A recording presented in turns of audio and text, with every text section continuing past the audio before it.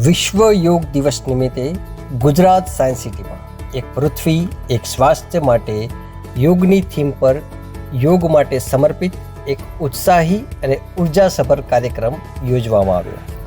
કાર્યક્રમમાં ગુજરાત યોગ બોર્ડના સભ્યો, વિવિધ શાળાઓના વિદ્યાર્થીઓ, યોગ પ્રેમીઓ તેમજ સાયન્સ સિટીના અધિકારીશ્રીઓ, કર્મચારીશ્રીઓએ ઉમંગપૂર્વક યોગ સાધના કરી. યોગના માધ્યમથી આરોગ્ય, ઉર્જા અને માનસિક શાંતિ તરફના માર્ગને ઉજાગર કરતી આ પ્રવૃત્તિએ સૌને સકારાત્મક જીવનશૈલી અપનાવવાની પ્રેરણા આપી. સમગ્ર કાર્યક્રમ દરમિયાન યોગાસન, શ્વાસ યોગ તથા ધ્યાન પર વિશેષ ભાર મૂકવામાં આવ્યો હતો.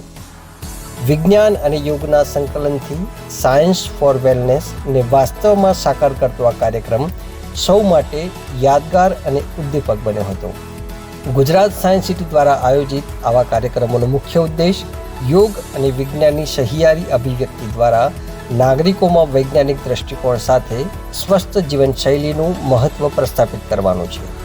ગુજરાત યોગ બોર્ડ દ્વારા ગુજરાત સાયન્સ સિટીમાં નિયમિતપણે યોગના વર્ગો ચાલે છે, જેનો લાભ યોગ સાધકો લઈ રહ્યા છે. આ પ્રસંગે સાયન્સ સિટીના એક્ઝિક્યુટિવ ડિરેક્ટર શ્રી વિમલ કે પટેલ તેમજ સાયન્સ સિટીના અધિકારીશ્રીઓ, કર્મચારીશ્રીઓ ઉપસ્થિત રહ્યા હતા. તેમજ ગુજરાત યોગ બોર્ડના નિષ્ણાતો દ્વારા યોગ અભ્યાસ કરાવવામાં આવ્યો હતો. મારું નામ અંજના સોલંકી છે. ગુજરાત રાજ્ય યોગ બોર્ડમાં યોગ કોચ છું.